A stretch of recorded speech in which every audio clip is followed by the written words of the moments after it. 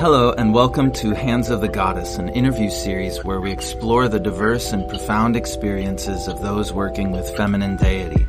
I'm Marina Dragonclaw, and today we have the honor of speaking with Dolores Gozzi, a devoted priestess with a deep connection to nature, the seasons, and the cycles of Earth. Thank you for joining us today, Dolores. Thank you, Marvin. I'm excited to be here and share some of my experiences with working with nature and priestess and just the divine feminine. Excellent. So let's start by talking about your work with nature. Can you explain the connection between priestess work and nature? How do natural elements influence your spiritual practices? Yes, I definitely can. Nature has really been a part of me since I was a child. I grew up in New York in the borough of Queens, and about age 11, I wind up moving up more into the country, and I remember just the awe of walking in the woods and feeling so grounded, non-judgmental. So my experience really started there. From there, I would take that time just to connect. So for me, nature, and for most people that I do talk to, find that they really have to be able to turn it off, and they're able to do that in nature because a lot of times it's really non-judgmental. They get to connect with themselves. Priestess work is very similar to that, where they utilize nature and the elements to incorporate that in and learn how to get the divine guidance versus struggling with their mind and their heart. And they can do that with connecting with each of the seasons and each of the elements, earth, water, air, fire, and spirit. And really talking with them and connecting with them for their own spiritual guidance, but how to really take those steps that they need to take in life. Sometimes we're just too rooted in what society wants us to do. And when we constantly follow that path, what happens is we're not being true to ourselves. So we find ourselves in a very catchy pattern in which we keep doing the same things over and over, thinking that things are going to get better or not getting more clarity. So it's all intermingled with all of that and all the alternative therapies. I myself have some basic shamanic astrology in which I teach about each of the elements, how to work with them, how to work with the seasons. So it's really done so much for myself and for guiding others, for them to truly understand, like, okay, this is me. We don't have particular, if I was to ask each individual, who are you? They would say, I'm a mother, I'm a father, I'm a school teacher, right? Well, those are just roles that each of us have. What we really need to define is who we are as a person, what our path is. Does that make sense? Definitely. So for someone who's just starting this path, how would they start working with the seasons? Good question. Well, every season is different, right, in the physical realm. But each of us have a season that we are in. Some seasons we might be in the season of summer, which we are now, right? We're going to be here with summer solstice. And that's really the height of what we've already put in from the fall.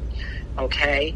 So sometimes we can be in that season where we're reaping, and other times we need more of that dormant time, like in winter. So knowing what season you're in, when to work with it, as well as we can call on each of the seasons anytime that we need maybe more downtime, work with winter. We don't necessarily have to be in that physical season.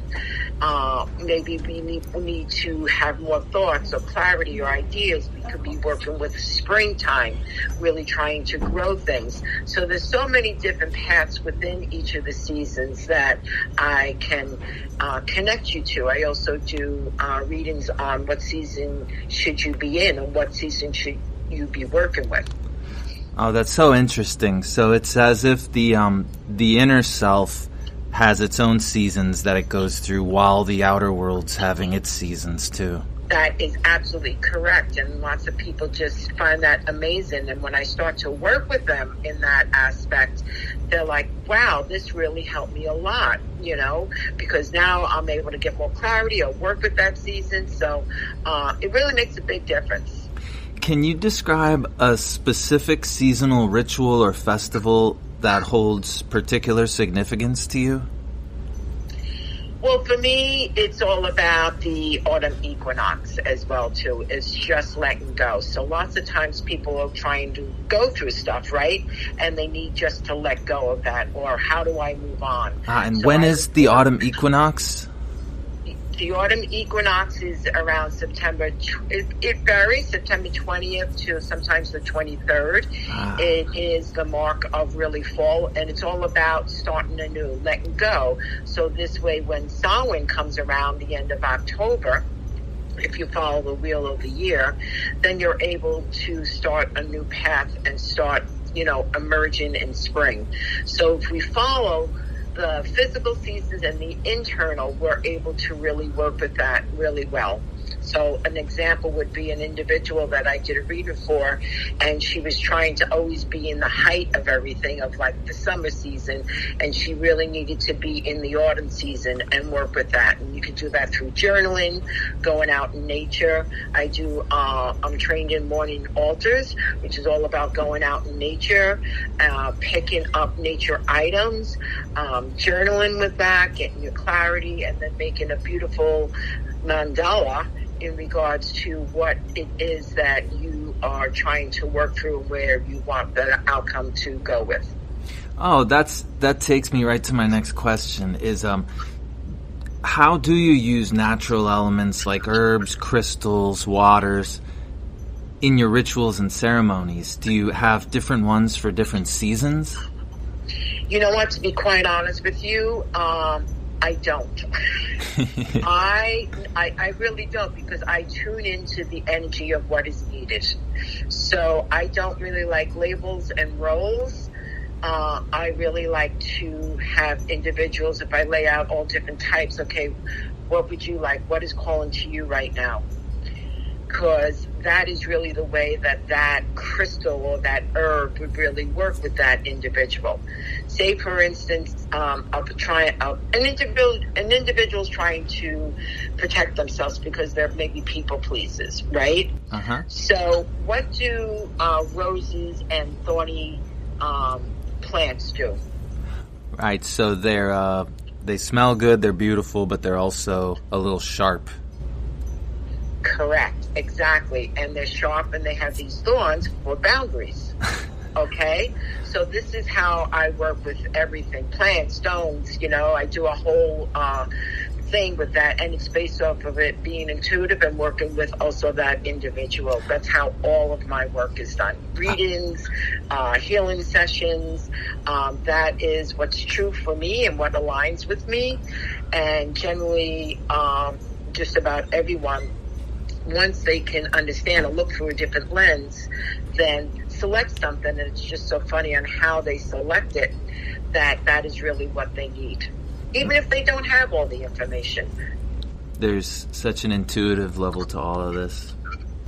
There really is. There really is. And if people can just take that time just to listen, then their boundaries or whatever it is that they're working on really start to come into play. The hardest thing is when you get that clarity, how are you going to move forward? Yes. Right?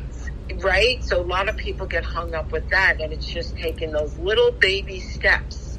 Today I'm going to utilize my energy today to do what I feel I should be doing.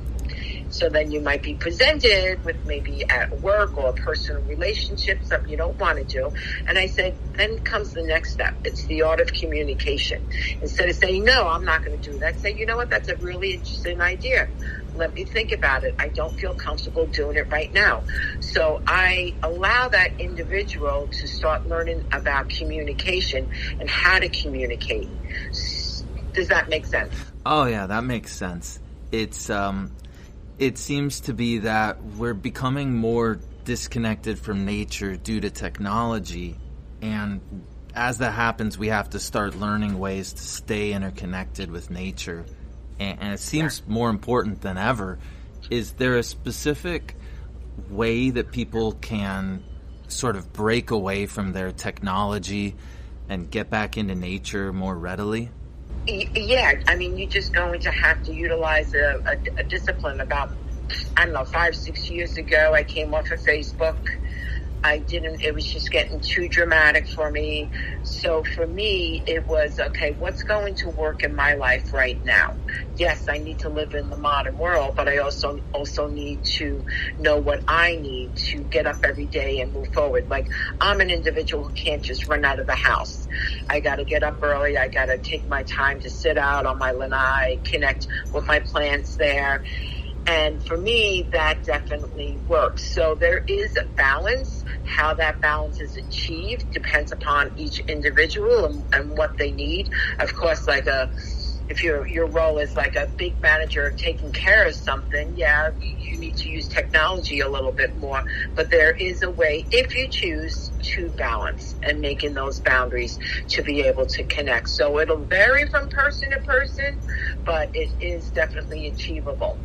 I really feel like the opportunity to connect with nature is still available to us just as much. It's just we have all of this human creation to interact with now. Do you have any advice for someone looking to deepen their connection with nature through priestess work? Yeah, priestess work is amazing. Priestess work, first of all, everybody has all of these gifts, right? It's just a matter of how each individual wants to work with things. So a real simple thing that a beginner really can do is, no matter where you live in the country, in the city, is to get some things that you like. You can connect with plants, you can connect with crystals, and really just sit down and just ask that plant or that crystal or that herb, how should I navigate my day? Is there any information that you need to tell me, right? Simple tasks that anybody can really do. And give it about a week. Start to do this like every day.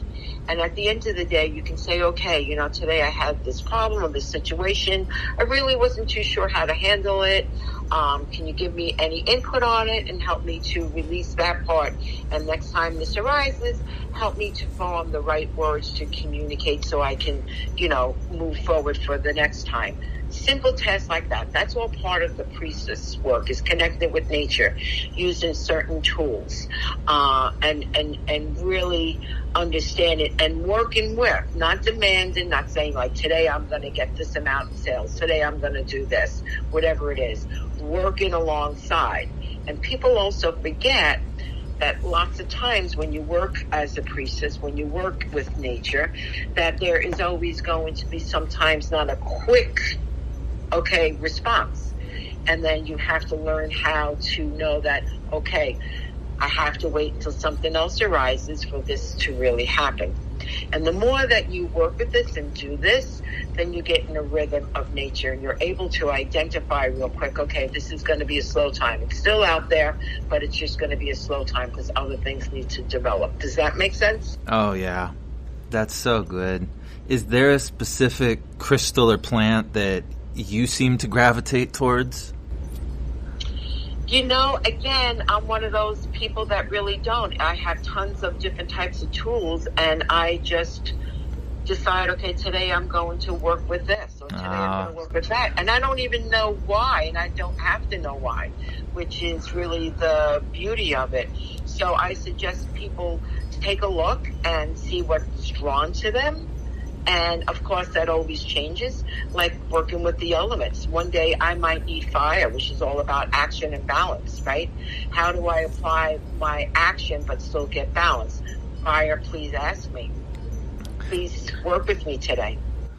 So the variety is very important to you. Very, very, very important. Otherwise, you're going to beat your head against the wall. I've been learning that myself a lot lately, that I seem to get a specific idea in my head, and it's very hard for me to change it. And I think working with cycles has probably shown you a lot of that it's important to change consistently so that you're exposed to new experiences. Exactly. Because, what I relied on 20, 30 years ago no longer applies to me. So why would I do the same thing over and over and over again, right? So I have to be in the moment in order to see what's going to apply, or even just the day, or what's going on for this week. We've all been through, I'm sure, traumatic things where we have to just navigate that one thing. So in my hospice work, I had to be present and in the moment, right? I couldn't think of the outcome. I had to be present in the moment and give that individual doing my sessions with them what they needed at that moment. It was not up to me to give them what they thought they needed. I work with the divine spirit, and it's what they needed at the moment in order to understand, get clarity, or accept what their next thing. Everyone thinks the word healing, which is thrown around, I think, way too much. Yeah. And it's a good term, but doing the variety of types of work I've been doing for so long, that healing is acceptance. It is not about being cured. Okay? And so when an individual calls me for a session and asks, okay, well, I want to be healed because I have this, and going on, that doesn't work like that. They have to understand of what transpired, of what led them up to this point, and then for them to get clarity on what their next step is. Yeah, it seems that this is tied to nature and the cycles as well, the accepting of your current cycle. Is that how Correct. You would see it? Yeah. Correct, and it does make a huge difference, huge difference. Yeah, it seems that point you were making about the one person wanting to be at the pinnacle of the season every time, that seems like a lot of people in society are gravitating towards that viewpoint. But being okay with the valleys as well as the mountains, it seems inherent in nature. I want to talk to you next about the goddess while we still have time. In this series, I want to be showing to people the ideas that we can find and the experiences we can have working with female deity as opposed to masculine deity. Now, do you sense the presence of goddess in your life? Yes, very, very, very much so. Can you introduce us to the goddess as you understand her and who she is to you? Sure. So, going through the whole priestess thing and all the other things, the goddess, as far as how I work with her and how it really aligns with me, is understanding my feminine aspect. Okay? Mm-hmm. Positive, challenging, and negative. Okay, that's another aspect of it. People forget that, they just want to take this story of a goddess and have those wonderful qualities. Okay, so there's always a positive, a challenging, and, sometimes a negative. And that negative would mostly come from that individual where they might not think they're good enough, or they can't accept love, or they don't have enough skills as one of their goddesses that they may want to work with, right? Goddesses are stories about these beautiful feminine aspect in which there's either bravery or love, or sometimes there's some trauma. That's why people connect with them, because it identifies with an individual something they are looking to achieve, or they have gone through a traumatic experience. So sometimes we get caught up on what it is that we're looking to achieve, right? Yeah. So say if we're looking for more bravery, we want to go to that fierce warrior goddess, right? But that fierce warrior goddess works differently in each of us. Example, I could have a certain situation come up, and the way that aligns with me is going to be different with another individual. Maybe I choose just to be direct okay, in a situation. Say, you know what, I'm not comfortable with that. I would like to have these aspects, but that these aspects align with me.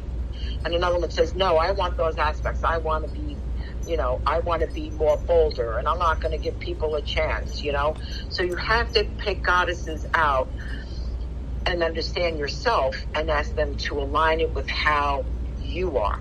Make sense? Oh, yes. That does make a lot of sense to me. Yeah. So that's really important for them to understand, because each individual is different. Just like if you pulled a chart in shamanic astrology, you're going to know how your mind facilitates the information, what you came into this world already knowing, and what you're trying to achieve. And what happens is people who come into this world and are kind of stuck is because they stay in their moon sign way too long, because that's where it's comfortable, instead of mixing it up and trying to go and work and know about your new sign, which would be your rising sign. Yes. Right? Mm-hmm. So this is how I connect everything that I do, is to make them understand about themselves or a relationship that they're in. If, somebody comes from an Aries moon, they're always going to be that, a little bit competitive, likes to be out there in front and stuff. And there's nothing wrong with that. It's when we stay in it too long, or we have too much energy that's negative instead of doing the positive. All astrology signs are absolutely perfect. It's when that individual decides that, okay, well, I'm going to do this and this is where I'm going to stay, instead of doing the positive in all of it, good, bad, and ugly. Yeah, it's very interesting how people seem to find these practices, whereas in most mainstream culture, we're exposed to God very early.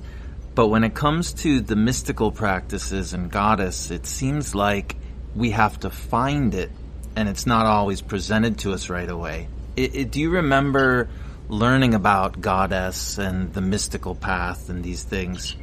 Do you remember the moment when you were exposed to it first? Yeah, like I said, from a kid, I was just very, very in tune, and just kind of like knowing things but not understanding it, and having no one to talk to was really, really, really big. It wasn't probably, and as a teenager, you kind of shrug it off, and it probably wasn't until like my mid-20s where I found some like-minded people where we were able to really talk through situations and be aligned with this truth, and then I started my further, exploring. So that's really what I can really, really remember. And I think it was because, I was starting a new phase in my life. But lots of times when you start new phases in your life, it's time to kind of like ungo. So that season of winter was now more like, oh, okay, now we're in spring. Right? We're planting these seeds and we're learning to grow. Yeah. I was going to ask something, but I think I know your answer. I was going to ask, what are the main attributes of goddess that resonate most with you? But you've explained that you're very much flowing in cycles. Are there any qualities of the goddess that you use, let's say, in our current season, so summer? Are there any attributes of the goddess that resonate with you heavily during the summer? So to answer that really is the beautiful goddess energy of just fire goddesses, right? Keeping me at a pace where I need to be active that aligns with me, but also keeping the balance as well too. So using those, and that brings in the element of fire as well too, right? For instance, if I work at a certain place because I'm duly licensed and I do all sorts of things, and if there's an individual, when it gets a little bit slow, sometimes people can be a little petty, right? Yeah. Okay? So what happens is I need to use my fire goddesses. I need to use fire to what? Take action. Now, how do I take action? And I can use the season as well, too. Well, I'm going to communicate on how I feel. I'm going to try to be as professional as I can, right, in a professional environment. But I also am not going to want to kick it underneath the rug and let somebody else get away with something, right? Mm-hmm. Mm-hmm. So I can utilize that as well, too. So at least it's drawn to that conclusion for whoever's in charge. Now, based off of their choices and decisions, then I still have to use fire again, right? To decide what type of action I'm going to take. I don't always have to utilize their stuff if I totally don't agree with it. Of course, if I'm in a professional atmosphere, yes, but then I can decide, hey, do I want to knock down to maybe 1 day a week here and find something else that's more aligned? So that's how you can use the seasons, the elements, and the goddess energy to pull that in. So when it comes to fire goddesses, could you describe a basic ritual that a beginner could do to start connecting with this energy? Yes. Simple, simple, simple. That's the way that everybody should start out. Even seasoned practitioners as well, too, because sometimes our human mind just carries on too much, right? So what you need to do is sit down, give yourself a little time, put on some nice music, journal what's going on with you right now, okay? And then, of course, utilize some candles and talk to fire element, fire goddess, the season of fire, right? And just start to say out loud exactly what it is that's going on. And if you're not sure of a solution, ask for them to provide more clarity on what the next step is for you to do. And don't question it, okay? And do it. And then do a nice fire dance or music, something that's upbeat, that gets your energy going, to put it out in the universe and to solidify it. Real simple. Oh, that sounds really good. You're providing me a lot of good information today. Now, I've got just a few more questions for you. Sure. What are some misconceptions about the goddess that you've encountered? Oh, good. Really, really good question, Marvin. And some of them that I encountered again, because people study with different people, which should be. Okay, that's how you gain different types of lenses to look through life, you know? Yeah. But sometimes really people kind of get stuck like, oh, well, I was shown this way and this is the way it's supposed to do. So what they really need to really do and understand some of the misconceptions is open yourself up to whatever it is that you're doing with the goddess. Okay? And ask again how it's going to align with you. Yeah. So simple. People just make so much out of it and say, okay, well, this goddess is known for this, so let me work with this goddess. So do you think they over-intellectualize it a bit? Yes. Yeah. Yes. You have to do things that align with you. Like everybody does Reiki different, right? Yep. One time I had an individual, when I lived up in New York, I was so excited. They opened up a Reiki place. I told them where I was, that I had taken, these 2 levels. And she started asking me all these questions, saying, well, okay, well, you aren't attuned by me, and this is how we do it. It didn't align with me, so why would I do that? Yeah, it makes a lot of sense to me. Right? It's just people learning to align, because sometimes things are not fully etched in books. We only have certain information, but everybody just has to do what's right, what's aligned for them. And again, that's the only way they're going to be able to follow through and get results. Now, what advice would you give to someone who is just beginning their journey with the goddess? So, for example, someone who's moving from a more mainstream religion where they were practicing God focused, now they want to engage with the goddess. What would you give them as a sort of pointer? So the first thing that I would definitely ask them is, how do you feel about yourself right now? And that would tell me everything that I need to know. So they can ask themselves that question, right? Because if they start to say things like, well, I do this for that person, we can tell whether they're working with the feminine, the masculine, or what society has dictated. right? Just from that one question. Oh, so good. Thank you. Now, the last question is, how do you envision the role of the goddess evolving in modern spiritual practices? Do you see her moving on into the future with us? I do. She will never go. It's a matter of people understanding that they have two sides, feminine, divine feminine, masculine. They all play a role. No one is better than the other one, okay? It's learning how to utilize that, okay? I know for myself, I'm a female, but I do have a lot of masculine energy. And the reason for that is I'm a solo provider. I'm by myself, right? So I do have to learn how to use that masculine.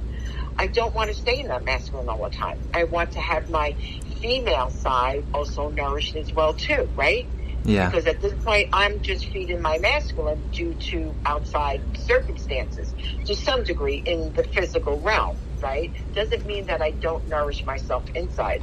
So if someone is going through that, I will tell them to learn to love themselves, the female version of themselves.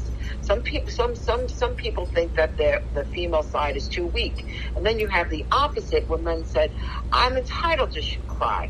I'm entitled to do this too because I have a female divine feminine side as well too, correct? Yeah. Right? So growing up in an Italian family, what do you think the males were told? Right, to just bite the bullet, basically. Right, exactly. So that shuts down a whole other aspect where men sometimes don't want to challenge certain ideas or say, you know, I think we need this or I need this right now. And that's where a lot of relationships, you know, get kind of messed up. So the best thing a beginner can do is really just connect within themselves, find out why their female side, the divine feminine side is suppressed, and also utilize it to balance. Don't stay in one too long. It's been so informative. I see how strong the cycles affect you. Dolores Gozzi, priestess, thank you so much for sharing your insights with us today. It has been truly enlightening to learn about your connection with the goddess and with nature. Thank you so much. It was just so enjoyable. And I do have a website, wisdomofthesacred.com too. So hopefully we continue this path and move forward with some other great things to do. Excellent. Thank you for joining us on Hands of the Goddess. We hope this conversation has inspired you to explore and deepen your own spiritual practices. Stay tuned for more interviews in the series where we continue to uncover the wisdom of those dedicated to the divine feminine. I am your guide, Marina Dragonclaw, and until next time, praise Goddess.